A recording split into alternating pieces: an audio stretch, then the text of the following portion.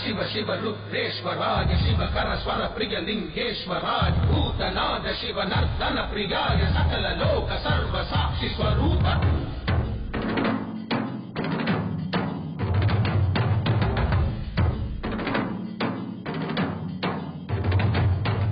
திங்கள் சூடிய நாதனே கங்கை நாடிய வேதனே மங்கை கூடிய பாதனே ஆக்கும் போதிலவன் பிரம்மனே காக்கும் போதிலவன் விஷ்ணுவே நீக்கும் போதிலவன் ருத்ரனே ஈசா அகிலமே ஆடும் வண்ணம் சபைகளில் ஆடும் பாதம் உடலையில் ஆடல் செய்தது ஏனோ அமுதமே வேண்டும் என்று கடலையே கடைந்த போதில் அதில் வரும் நஞ்சையே ஏனோ சதுர்வேதம் பாடவே கவியாகும் போற்றவே எமை காக்க வந்த நீ புவியாகும் காப்பாய் நீ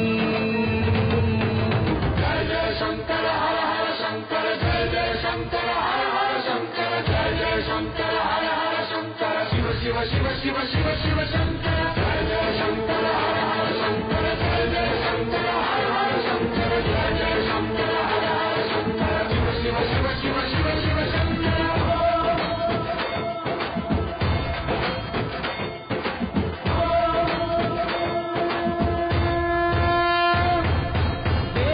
வேதகீதங்கையாவும் ஈசனை போற்றுதே கோலங்கள் காட்டியாடும் நாதனை பாடுவே ஆரூரன் தந்த பாடல் அடியாரை போற்றுதே அதில் காணும் நாயன்மாரின் பக்தியை பாடுதே சம்பந்த தேவாரம் கேட்டு சாம்பல் பெண்ணானதே அப்பர்தம் தாண்டகம் கேட்டு நாகம் உயிர் தந்ததே அடநாடென்ன காடென்ன குலமென்ன பிரிவென்ன எல்லோரும் அடியார்களே திங்கள் சூடிய நாதனே கங்கை நாடிய வேதனே மங்கை கூடிய பாகனே ஈசா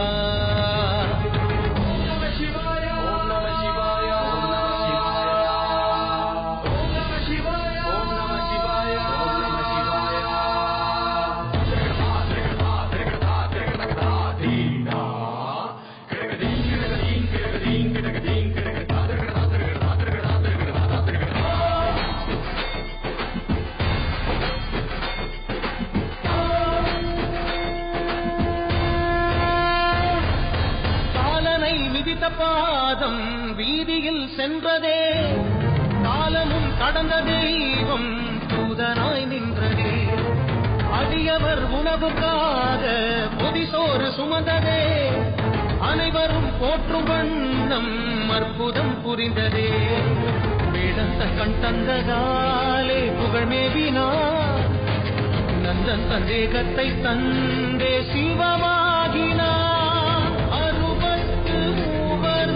அருள் பெற்ற நாயன்மார் புகழ் பாடி போற்றிடுவோம்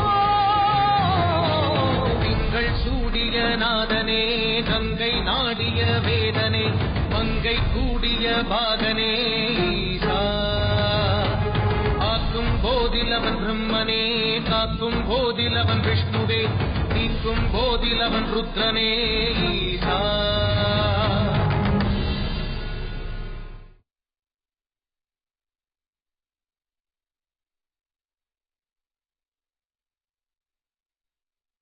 சத்தியத்தை மீறி நான் அவருக்கு பற்று போட்டார்.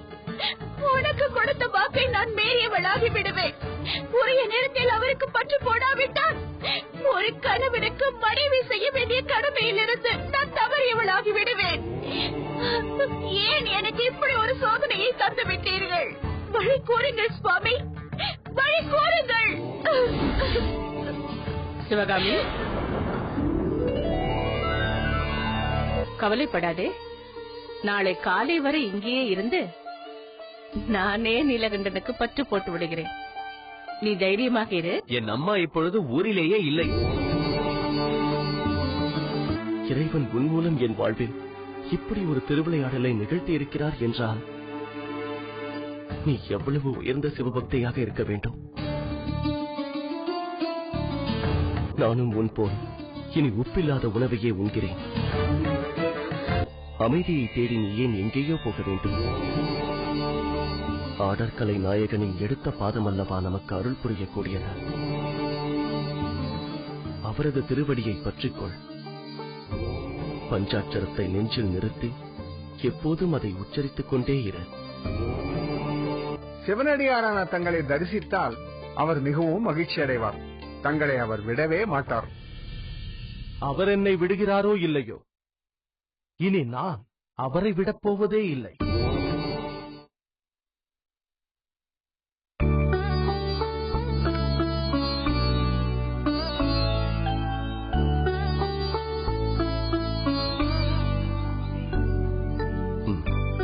திருச்சிற்றம்பலம். திருச்சிற்றம்பலம். திருச்சிற்றம்பலம். திருச்சிற்றம்பலம். திருச்சிற்றம்பலம். திருச்சிற்றம்பலம்.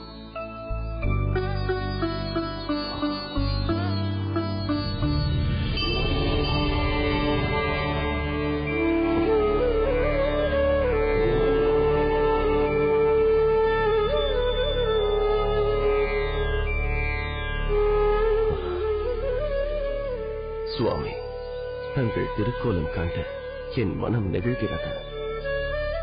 அந்த பரமனையே தரிசித்தது போல் பக்தி பரவசம் கொண்டு மகிழ்கிறது. தாங்கள் என் இல்லம் தேடி வருவதற்கு நான் எத்தகைய பாக்கியம் செய்திருக்க வேண்டும். நான் இதுவரை செய்த திருத்தொண்டின் பலன் யாவும் தங்கள் வருகையால் சித்தித்தது போல் தோன்றுகிறது. அன்பரே, உம்மை பற்றி திருக்கோவிலில் உள்ள சான்றோர் உரைத்தவை எல்லாம் உண்மைதான் என்று புரிகிறது.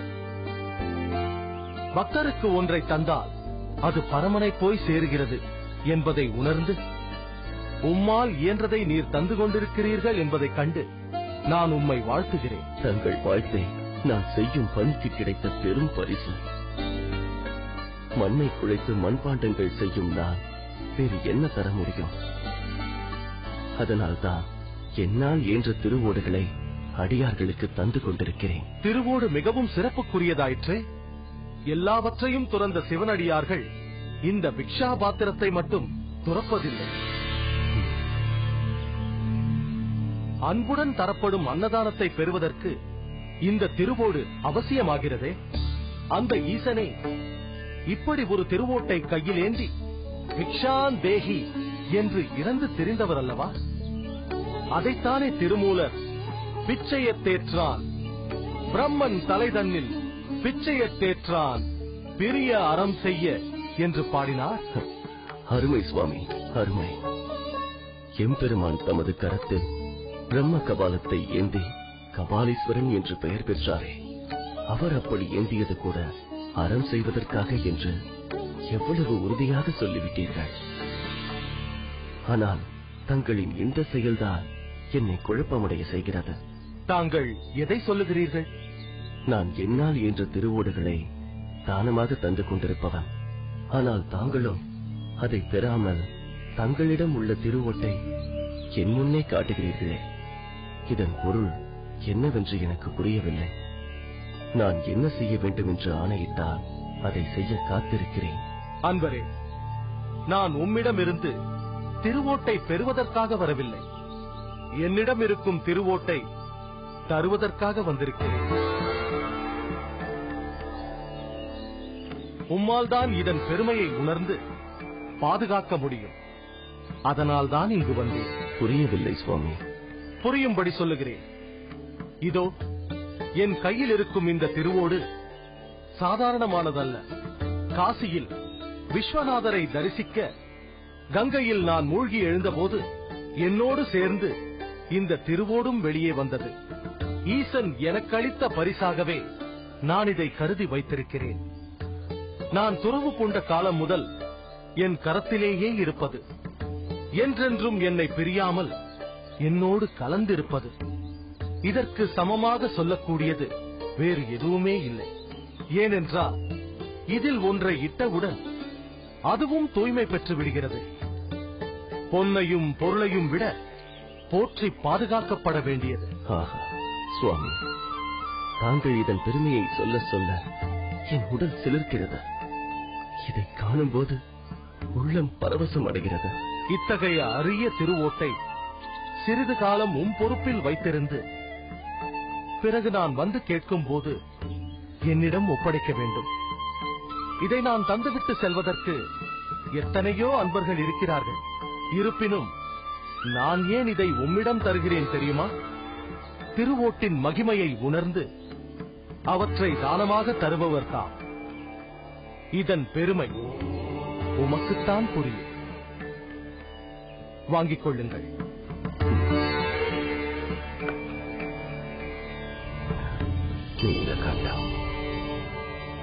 அன்பரே, நான் இமயத்திலிருந்து புறப்பட்டு பல சிவாலயங்களை தரிசித்துக் கொண்டிருக்கிறேன்.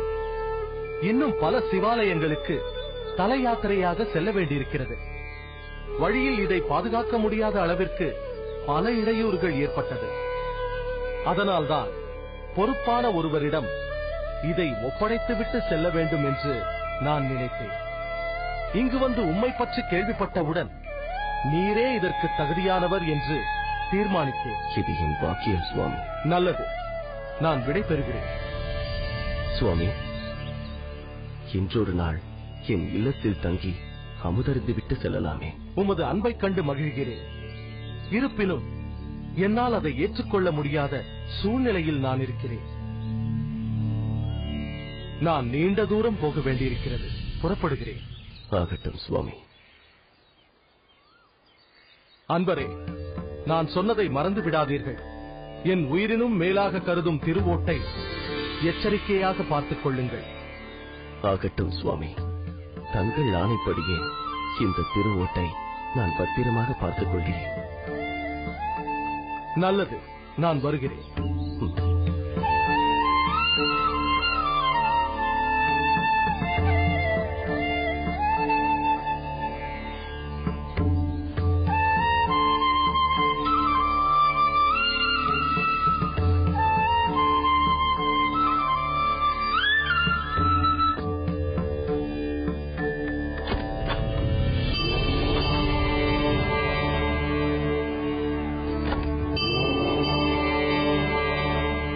சிவகாமி, சொல்லுங்கள் சுவாமி.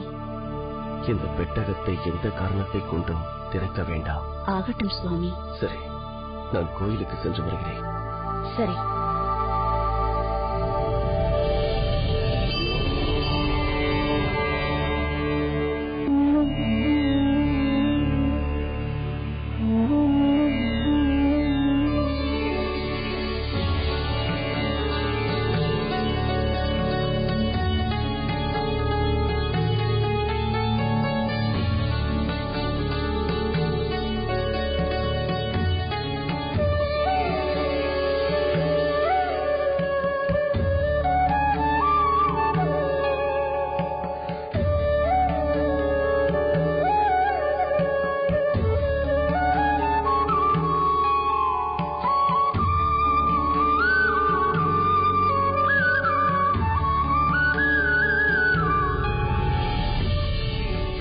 அம்மா, தங்களை காண யாரோ இரு பெண்மணிகள் வந்துள்ளனர். வரச்சு. ஆகட்டும் அம்மா.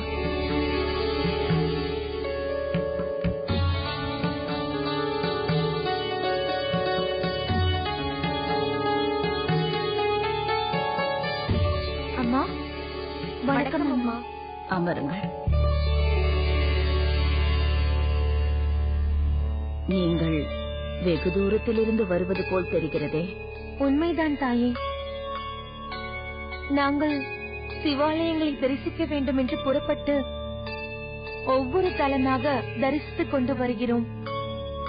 சீர்காழியில் தோணி அப்பரை தரிசித்து விட்டு சிதம்பரத்திற்கு வந்திருக்கிறோம். கோயிலில் இருந்து வரும்போது தங்களை பற்றியும் தங்களது ஆசிரமத்தை பற்றியும் பேசிக் கொண்டிருப்பதை கேட்டோம். இத்தகைய தவ வாழ்க்கையை மேற்கொண்டிருக்கும் சந்நியாசினியை தரிசிக்க வேண்டும் என்ற ஆர்வத்தோடு வந்தோம். அந்த அம்பலவானருக்கு எத்தனையோ பேர் எண்ணற்ற வழிகளில் தொண்டு புரிகிறார்கள். அணுவுக்குள் அணுவாக இருந்து இந்த அடியவளும் அவரை வணங்கி வாழ்கின்றேன். அம்மா, உண்மையாக துறவு பூண்டவர்கள் ஒருபோதும் தங்களை பற்றி பெருமையாக சொல்லிக் கொள்ள மாட்டார்கள் என்பதற்கு தாங்களே உதாரணமாக விளங்குகிறீர்கள். தாயே, தங்களிடம் ஒரு சந்தேகம் கேட்கலாமா? தாராளமாக கேளுங்கள். நடராஜருக்கு தாங்கள் வழிபாடு செய்வதில் வியப்பில்லை. ஆனால் யாரோ ஒருவரின் படத்தை அருகில் வைத்து அவரையும் வழிபடுகிறீர்கள். அதுதான் ஏன் என்று புரியவில்லை. மாதா, பிதா, குரு, தெய்வம் என்கிறார்களே, அது ஏன் என்று உங்களுக்கு தெரியுமா? சொல்லுங்கள் தாயே. மாதா சுட்டிக் காட்டித்தான் பிதாவை அறிகிறோம். குரு சுட்டிக் காட்டித்தான் தெய்வத்தை அறிகிறோம். அப்படி தெய்வத்தை சுட்டிக் காட்டிய குரு இவர்தான். அதனால்தான் முதலில் இவருக்கு பூஜை செய்கிறேன். அவர் எங்கு இருக்கிறார்? இந்த தில்லையிலேயே தான் இருக்கிறார். குருவை தினமும் தேடிச் சென்று துதிப்பதுதான் சிறப்பு. ஆனால் அதற்கு போதுமான சூழல் இல்லாத போது தெளிவு குரு உரு சிந்தித்தல் தானே என்றபடி அவரது உருவை ஓவியமாக வைத்து துதித்துக் கொண்டிருக்கிறேன். எத்தனையோ முறை தில்லைக்கு வந்திருக்கிறோம். ஆனால் உங்கள் குருவை பற்றி நாங்கள் கேள்விப்படவே இல்லையே. வெண்கலத்தில் ஓசை அதிகமாக இருக்கும், ஆனால் தங்கத்தில் சிறு ஓசையும் வராது. அதே போல்தான் தம்மை ஞானியாக காட்டிக்கொள்ள நினைப்பவர்கள் உரத்த குரலில் ஓங்கி பேசுவார்கள். உண்மையான ஞானிகள் தன்னை வெளிப்படுத்திக் கொள்ளாமல் அமைதியாக இருப்பார்கள். இவரும் அப்படித்தான். அவரை தரிசிக்க முடியுமா? தன்னை ஒரு ஞானியாக நினைத்து தேடி வருவதை அவர் விரும்ப மாட்டார். ஆகையால் இதை பற்றி பேசுவதை இத்தோடு விட்டுவிடுங்கள். தங்களுக்குள்ளேயே தங்கள் குருநாதர் இருக்கிறார் என கருதி தங்களை வணங்குகிறோம். ஆசீர்வதிங்கள். அம்பலவாணரின் அருள் என்றும் உங்கள் வாழ்வில் நிறைந்திருக்கட்டும்.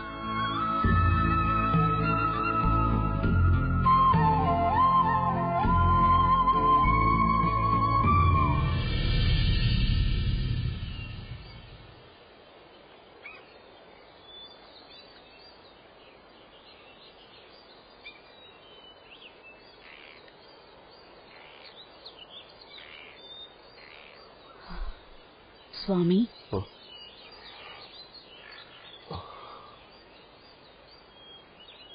சொல் சிவகாமி. உணவு தயாராகிவிட்டது, வந்து உண்ணுங்கள்.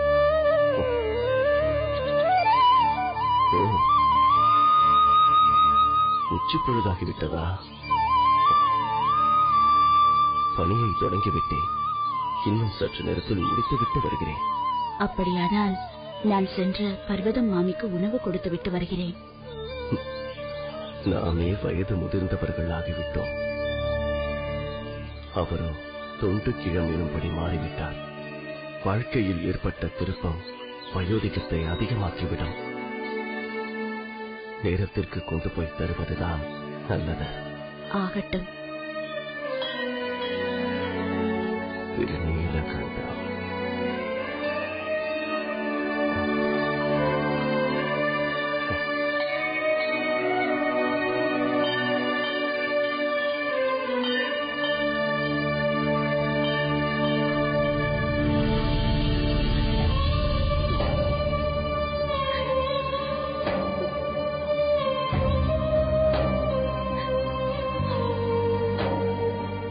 மாமி, என்னவாயிற்று?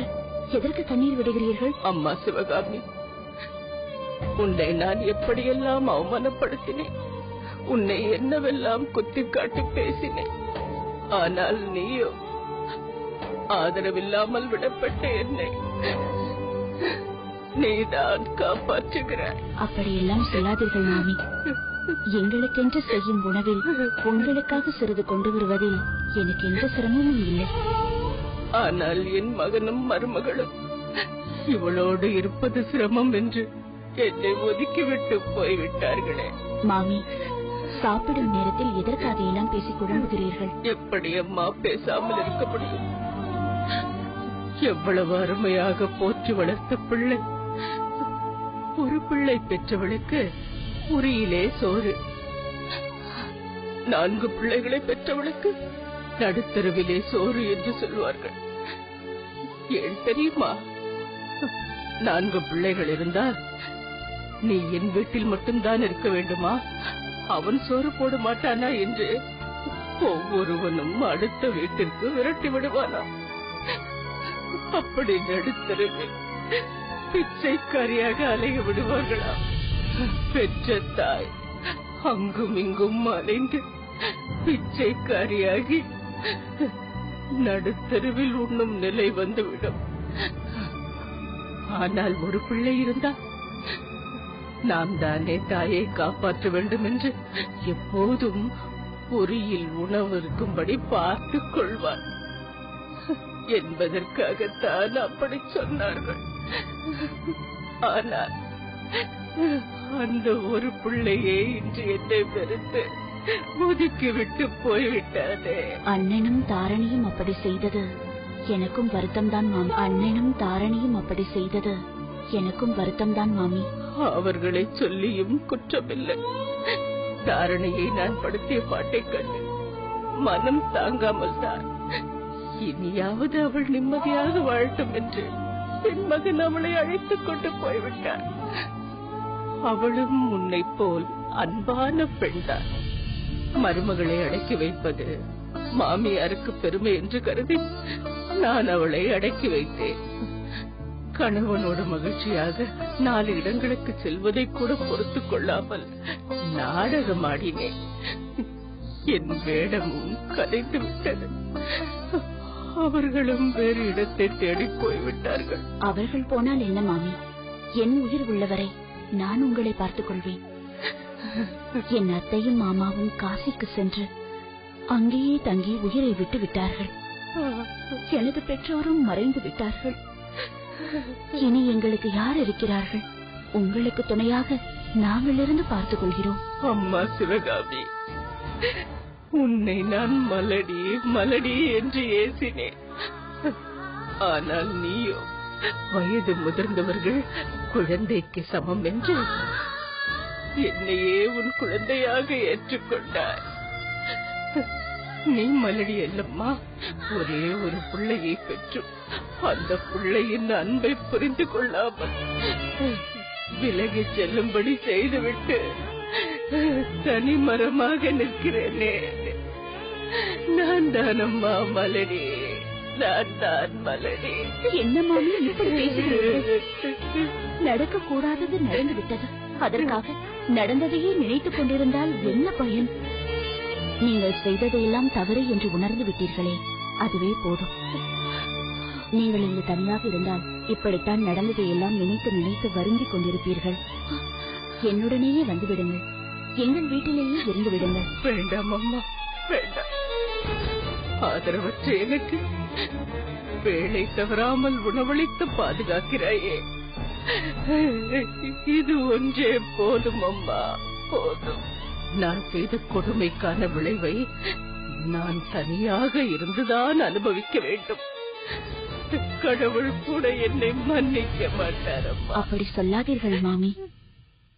சித்தென்ற ஞானத்தையே அம்பரம் எனும் ஆகாயமாக கொண்டு ஆகாய லிங்கமாக சிதம்பரத்தில் எழுந்தருளியிருக்கும் பெருமான் கருணையே வடிவானவர். சிவாய நம என்று சிந்தித்திருப்போருக்கு அபாயம் ஒரு நாளும் இல்லை. அதனால் தங்கள் சிந்தனை முழுவதும் அந்த நடராஜராகிய அவரையே தியானித்துக் கொண்டிருங்கள். மனதிற்கு அமைதி கிடைக்கும். சாப்பிடுங்கள். ஓம் நமச்சிவாய.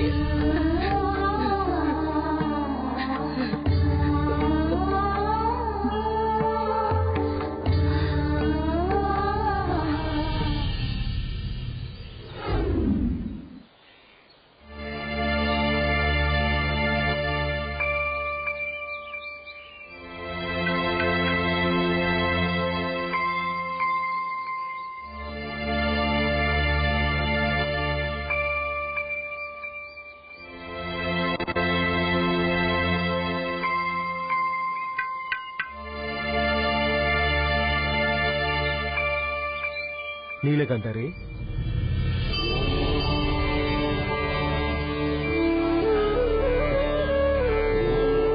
சுவாமி, வாருங்கள் வாருங்கள். இன்றேனும் தங்களுக்கு என்னை பற்றிய நினைவு வந்து இங்கு வந்தீர்களே, இதுவே நான் செய்த பாக்கியம். ஆசிரியருங்கள். உமது புகழ் என்றும் நிலைத்திருக்கட்டும். வாருங்கள் சுவாமி, வாருங்கள். நித்திய சுமங்கலியாக வாழ்வாயாக. சுவாமி, தாங்கள் இந்த முறையாவது எங்கள் வீட்டில் தங்கியிருந்து உணவருந்துவிட்டுதான் போக வேண்டும். ஆம் சுவாமி, தாங்கள் உரையாடிக் கொண்டிருப்பதற்குள் நான் விரைவில் சமைத்து விடுவேன். இருந்து சாப்பிட்டுவிட்டு செல்லுங்கள். இல்லை இல்லை, அதற்கெல்லாம் எனக்கு நேரம் இல்லை. நான் ஓரிடத்தில் நிற்காமல் சென்று கொண்டிருப்பவன். என்னை வற்புறுத்தாதீர்கள். நீலகண்டரே, நீங்கள் சென்று நான் கொடுத்த திருவோட்டை உடனே கொண்டு வாருங்கள். அதை பெற்றுக்கொண்டு நான் அவசரமாக போக வேண்டும். நல்லது சுவாமி, இதோ இப்பொழுதே கொண்டு வருகிறேன். உள்ளே வாருங்கள் சுவாமி. பரவாயில்லை, நான் இங்கேயே அமர்ந்து கொள்கிறேன். அப்படியே ஆகட்டும்.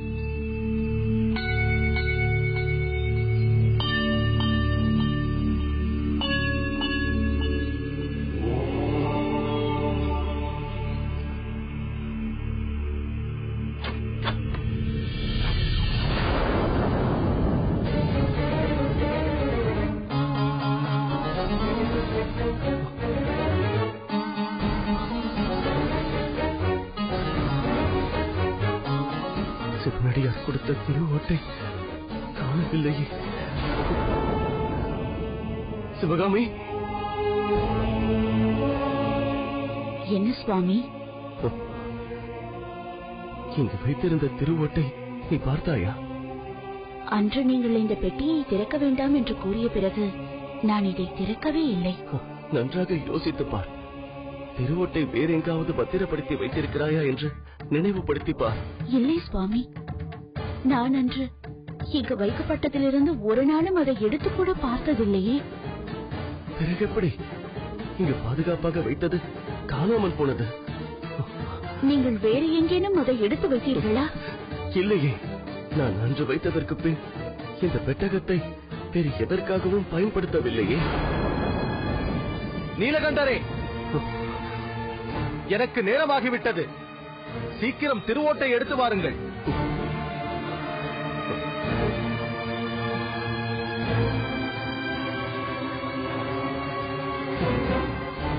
நீலகண்டரே, என்ன ஆயிற்று?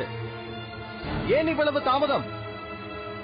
நான் அழைப்பது கேட்கிறதா இல்லையா? சீக்கிரம் வாருங்கள். இதோ வருகிறேன் சுவாமி. ஐயோ, இப்போது நான் என்ன செய்வது? சுவாமி, நான் உள்ளே சென்று எதற்கும் தேடிவிட்டு வருகிறேன். சரிப்பா. சுவாமி, நீலகண்டா, என்னை காப்பாற்று.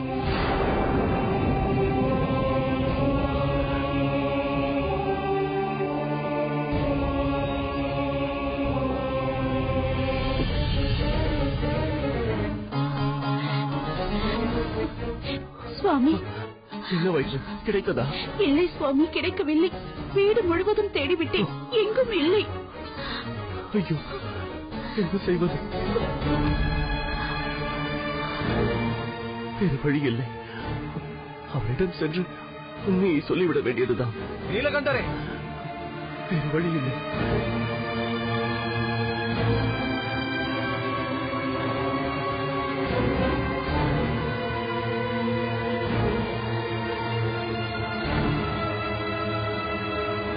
என்ன இது? வெறும் கையோடு வந்து நிற்கிறீர்கள். நான் கொடுத்த திருவோடு எங்கே? அது என்ன தடுமாற்றம்? நான் தந்த அரிய ஓடு என்னவாயிற்று? நான் மிகவும் எச்சரிக்கையாக பெட்டகத்துக்குள் பத்திரமாகத்தான் வைத்திருந்தேன். பிறகு என்ன? எடுத்து வர வேண்டியதுதானே? ஆனால் அது இல்லை. பிறகு என்ன? எடுத்து வர வேண்டியதுதானே? ஆனால் அது இல்லை. வேறு எங்கேனும் மாற்றி வைத்து விட்டேனோ என்று வீடெல்லாம் தேடி பார்த்தோம். ஆனால் எங்குமே இல்லை. வைத்த இடத்தில் இல்லாமல் அது எப்படி மாயமாய் மறைந்தது என்று எனக்கு புரியவில்லை. அதனால் அதைவிட மிகச்சிறந்த திருவோட்டினை நான் செய்து தருகிறேன். அதை பெற்றுக்கொண்டு என் பிழையை பொறுத்தருள வேண்டும். போதும், நிறுத்து.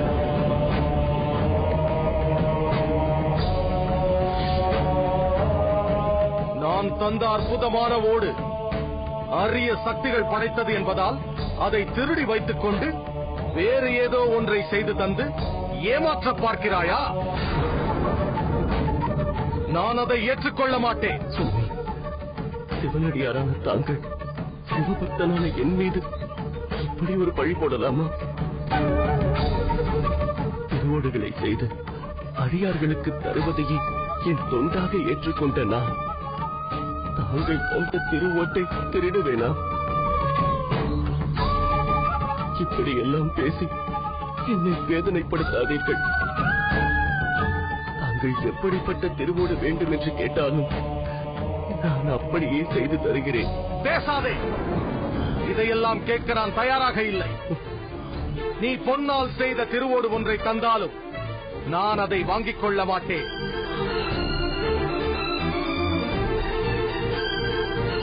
நான் தந்த திருவோடுதான் எனக்கு வேண்டும். ஒழுங்காக சென்று ஒளித்து வைத்திருக்கும் இடத்திலிருந்து எடுத்து என்னிடம் கொடுத்துவிடு. மீண்டும் மீண்டும் ஏன் இப்படி சொல்கிறீர்கள்? நான் அதை ஒளித்து வைத்து என்ன செய்ய போகிறேன்? அது இங்கு எங்குமே இல்லை. இப்படியெல்லாம் கேட்டால் நீ உண்மையை சொல்ல மாட்டாய். என்னோடு இவ்வூரில் உள்ள நியாய சபைக்கு வா. உன் மனதில் கலங்கம் இல்லை என்றால், நீ திருடவில்லை என்பது உண்மையானால் அந்த சபையில் நீ குற்றவாளி இல்லை என்பதை நிரூபித்துக் காட்டு. சுவாமி, என் கணவர் இன்று வரை எவருக்கும் எந்த தீங்கும் செய்தறியாதவர், எவர் பொருளுக்கும் ஆசைப்படாதவர். அடியவருக்கு திருவோடு தருவதையே வாழ்க்கையின் நோக்கமாக கொண்டிருக்கும் இவரும் ஒரு அடியாரின் திருவோட்டை களவாடுவார்? இருக்கும் வாழ்க்கையை நிறைவான வாழ்க்கை என்று அதை ஏற்றுக்கொண்டு அமைதியாக வாழ்பவர். சற்று யோசித்து பாருங்கள். அவரை விட்டு விடுங்கள். இதோ பாரம்மா, இவர் குற்றவாளி இல்லை என்றால் நியாய சபைக்கு வந்து நீயே இவருக்காக சாட்சி சொல். என்ன நடந்தது என்பதை நீயே கூறு. இதற்கு ஒரு தீர்வு காணும் வரை நான் இவரை விடமாட்டேன். வா என்னோடு. சுவாமி, சுவாமி, அவரை விட்டு விடுங்கள். சுவாமி,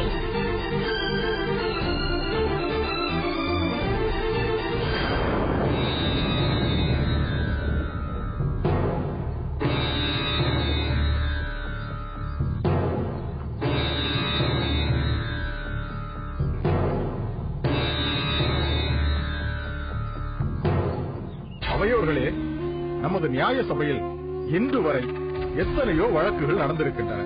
நாமும் அவைகளை கேட்டு உரிய தீர்ப்பை வழங்கியிருக்கிறோம்.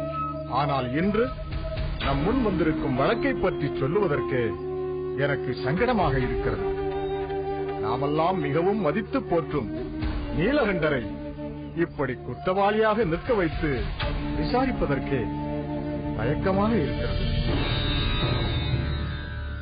நியாயாதிபதிகளே, நீங்கள் இப்படி பேசுவது எனக்கு வியப்பாக இருக்கிறது. சோழ நாட்டைச் சேர்ந்த சிதம்பரத்திலா ஒருவர் மீது சாட்டப்பட்ட வழக்கை விசாரிக்க இப்படி யோசிக்கிறீர்கள்? இந்த சோழ நாட்டைச் சேர்ந்த சிபி சக்கரவர்த்தி தானே ஒரு புறாவிற்காக கருடன் வந்து வாதிட்ட போது அதை ஏற்றுக்கொண்டு புறாவின் இறைக்கு தனது சதையை அறுத்துக் கொடுக்க துணிந்தார். இந்த சோழ நாட்டில் தானே மனுநீதி சோழன் ஒரு கன்றை கொன்ற தன் மகனை தேர்காலிலிட்டு தேரை ஓட்டினான். உண்மைதான் சிவனடியாரே, உண்மைதான். தாங்கள் சொல்வது சரிதான். வழக்கென்று வந்துவிட்ட பிறகு வேண்டியவர் வேண்டாதவர் என்று பேதம் பார்க்க கூடாது. நீங்கள் உங்கள் வழக்கை சொல்லலாம். நான் தல யாத்திரைக்காக பல ஊர்களுக்கு சென்று கொண்டிருப்பவன். அதேபோல் சென்ற முறை இங்கு வந்த பொழுது இந்த நீலகண்டரை பற்றி கேள்விப்பட்டேன். இவர் திருவோடு செய்து தரும் தொண்டை ஏற்றுக்கொண்டிருக்கிறார் என்பதை நானும் அறிந்தேன்.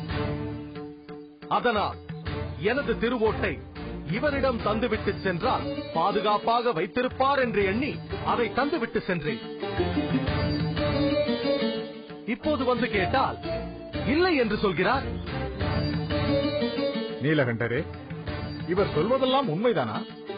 உண்மைதான். அவர் தங்களிடம் திருவோடு தந்தார் அல்லவா? தந்தார்.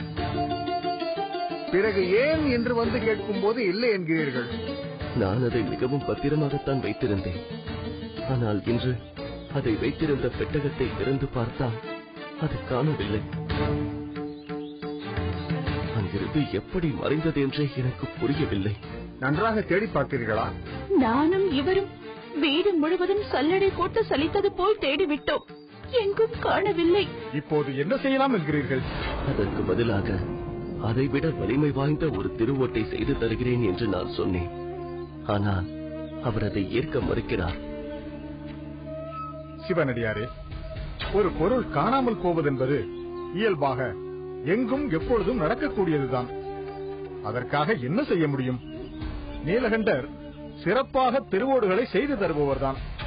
வேறு ஒன்றை பெற்றுக் கொள்ளலாமே. ஒரு திருவோடு காணவில்லை என்பதற்காக இப்படி வந்து வழக்கு தொடுத்திருக்கிறீர்களே. காணவில்லை என்று இவர் சொல்வதை நான் நம்ப மாட்டேன். இவர் அதை களவாடி எங்கோ மறைத்து வைத்துவிட்டு காணவில்லை என்று பொய் சொல்கிறார். அதனால் தான் வழக்கு தொடுத்தேன். பார்த்தீர்களா, இப்படித்தான் இவர் மீது பழி போட்டு வீடு எல்லாம் இழுத்து வந்தார். என்ன சிவனடியாரே, தங்கள் தோற்றத்திற்கும் செயலுக்கும் சம்பந்தம் இல்லாமல் இருக்கிறதே. ஒரு திருவோட்டை திருடி வைத்துக் கொள்ள வேண்டிய அவசியம் இவருக்கு என்ன இருக்கிறது? அதையும் பிறருக்கு தானமாக கொடுத்து விடுவாரே தவிர அது அவருக்கு தேவையில்லையே. சரி, இத்தனை பேர் சேர்ந்து கொண்டு அவருக்காக வாதாடுகிறீர்கள். அவர் திருடி இருக்க மாட்டார் என்று நம்புகிறீர்கள். அப்படி அவர் திருடவில்லை, காணாமல் தான் போய்விட்டது என்றால் இது போன்ற சமயங்களில் வழக்கமாக செய்வது போல் செய்ய சொல்லுங்கள். என்ன செய்ய வேண்டும் என்கிறீர்? நீலகண்டரும் அவரது மகனுமாக சேர்ந்து கொண்டு திருக்கோவில் குளத்தில் மூழ்கி எழுந்து நான் களவாடவில்லை என்று சத்தியம் செய்ய சொல்லுங்கள். சிவனடியாரே, அவருக்கு பிள்ளைப்பேறு இல்லை என்பது ஊரில் உள்ள அனைவருக்கும் தெரியும். அப்படியானால் மனைவியுடன் குளத்தில் மூழ்கி சத்தியம் செய்ய சொல்லுங்கள்.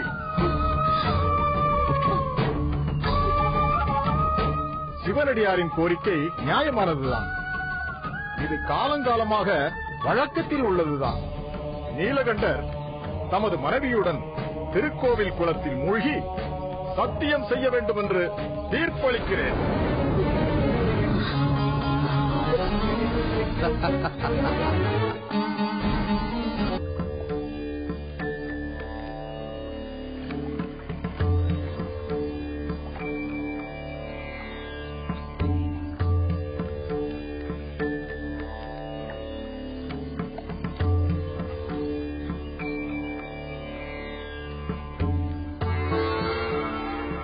இன்னும் ஏன் தயக்கம்?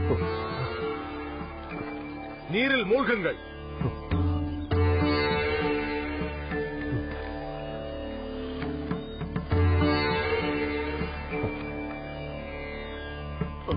நிறுத்துங்கள். ஏன் இப்படி அநியாயம் செய்கிறீர்கள்?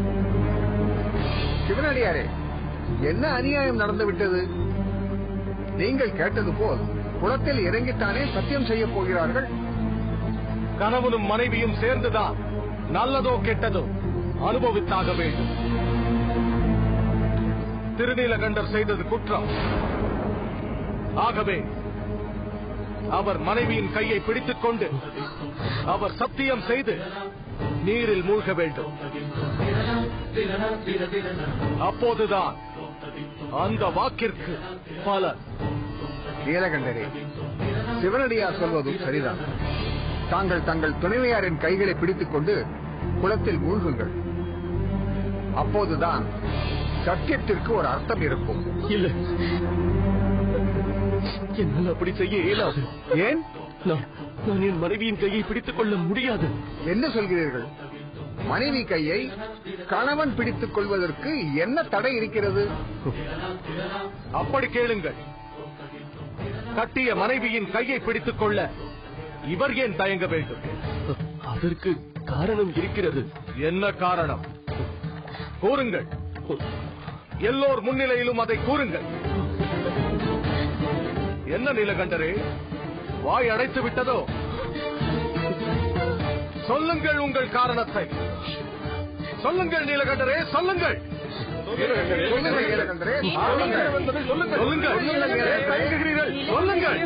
சொல்கிறேன்.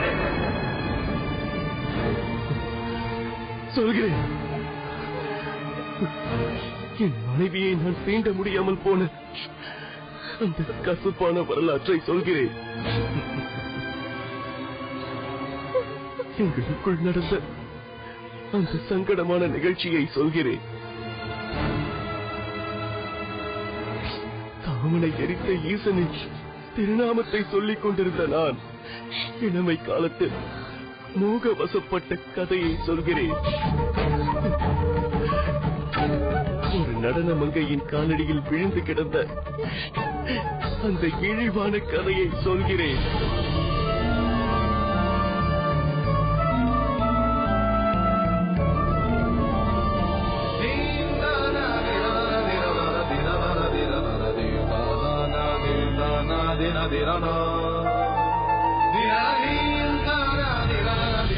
நான் என்னிடம் இனியும் மறைக்க விரும்பவில்லை. சிந்தாமணி தான் தந்தார்.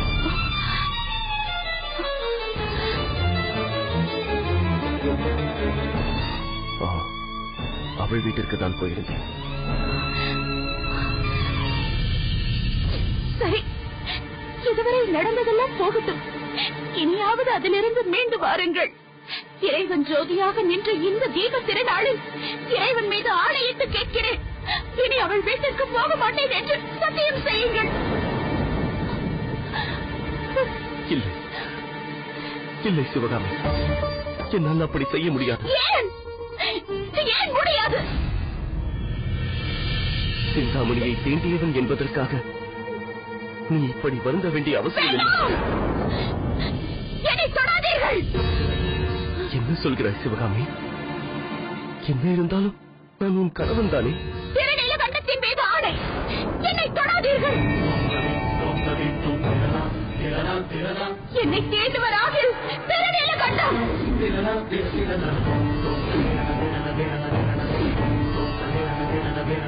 என்னை தீண்டுவாராக திருநீலகண்டம். எப்போது நீ நான் துதிக்கும் திருநீலகண்டத்தின் மீது ஆணை வைத்து விட்டாயோ, இனி நான் ஒருபோதும் உன்னை தொட மாட்டேன். நீ எம்மை என்று சொன்னதா உன்னை மட்டுமல்ல, வேறு எந்த பெண்ணையும் தொட மாட்டேன். இனி நாம் உலகத்தார் கண்களுக்கு கணவன் மனைவியாக வாழ்ந்தாலும் நமக்குள் எந்த உறவும் வேண்டாம். அருகில் இருப்பவர் கூட அறிய முடியாதபடி நம் குடும்ப வாழ்க்கை அமைதியாக நடக்கட்டும்.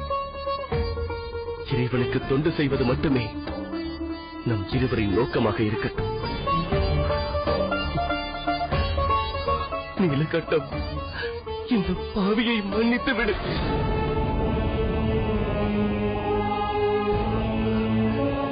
இப்படி இருவரும் நீலகண்டத்தின் மீது ஆணையிட்டுக் கொண்டதா அன்று முதல் ஒருவரை ஒருவர் நாங்கள் தீண்டிக் கொள்வதே இல்லை. இளமையின் வேகத்தில் தவறு செய்த நான் அந்த தவறுக்காக இந்த தண்டனையை ஏற்றுக்கொண்டேன்.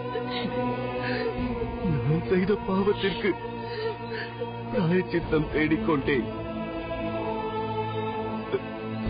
அன்று முதல் இன்று வரை நாங்கள் ஒரே வீட்டில் வாழ்ந்தாலும் ஒருவரை ஒருவர் தீண்டாமல் வாழ்ந்து கொண்டிருக்கிறோம். வெளியே பிறர்கான இணைந்து சென்றாலும் உள்ளே ஒருவருக்கொருவர் விலகியே நிற்கிறோம். அதனால்தான் என் மனைவியின் கரத்தை பிடித்துக் கொண்டு குளத்தில் மூழ்க முடியாத சூழ்நிலையில் நான் இருக்கிறேன். என்ன நீலகண்டரே, கதை சொல்லி முடித்தாகிவிட்டதா? இருவரும் கைகளை பற்றிக் கொண்டு குளத்தில் மூழ்குங்கள். சிவனடியாரே, நீலகண்டர் தன் உருக்கமான கதையை தெள்ளத் தெளிவாக விளக்கிய பின்னர் தாங்கள் இப்படி பேசுவது முறையல்ல. எது முறை எது முறையல்ல என்பதை நான் அறிவேன். நீலகண்டர் தன் மனைவியுடன் அவர் கைகளை பிடித்துக் கொண்டு நீரில் மூழ்கித்தானாக வேண்டும். நீலகண்டா, கவலைப்படாதே, உன் கஷ்டத்தை நான் அறிவேன். அதோ பார்,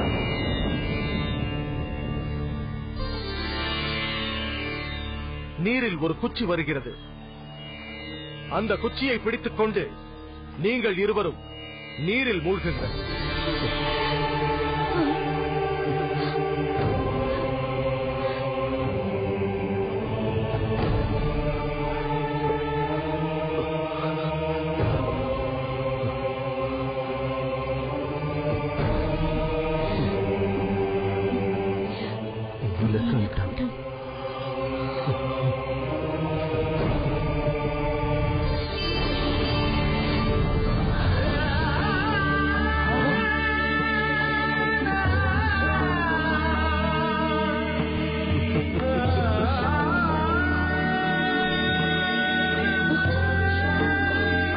என்ன விசித்திரம்! நீலகண்டரும் அவரது மனைவியும் தங்கள் இளமையை மீண்டும் பெற்றுவிட்டார்களே.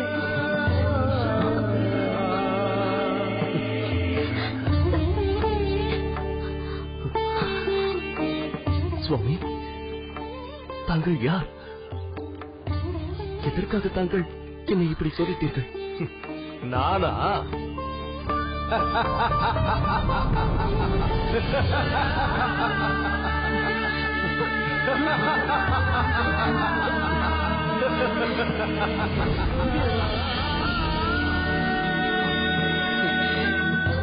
நீலகண்டம். நீலகண்டா, உன்னை சோதிக்க நான் இங்கு வரவில்லை. உன் சாதனைகளை மக்களுக்கு உணர்த்தத்தான் நான் இங்கு வந்திருக்கிறேன். இந்த இளம் வயதில் காமத்தை துறந்து ஒரே இல்லத்தில் மனைவியோடு வாழ்வதென்பது எவராலும் இயலாத காரியம். அதை அயலார் எவரும் அறியாத வண்ணம் மறைத்து வாழ்ந்தது அதனினும் அரிதான செயலாகும். இந்த அற்புதத்தை யாவரும் காண வெளிப்படுத்த வேண்டும் என்பதற்காகவே நான் சிவனடியாராக இங்கு வந்தேன். நான் கொடுத்த திருவோட்டை நானே மறையச் செய்துவிட்டு இவ்விதம் இங்கு வரச் செய்து திருவிளையாடல் புரிந்தேன். நீங்கள் இருவரும் இந்த இளமை கோலத்தோடு என்றென்றும் வாழ்ந்து எம்மை வந்து அடைவீர்களாக. ஜோதியே தில்லையம்பளவாணன் என் தாயே, ஆதரித்தாளரு ஜோதியே தில்லையம்பளவாணன் என் தாயே, ஆதியும் அந்தமும் நீயே, உனை அண்டி வந்தேன் உன் சேயே, கூடும் உன் அடியவரோடு இந்த துயவனும் வாடிய பயிரும் மழையை காண்பது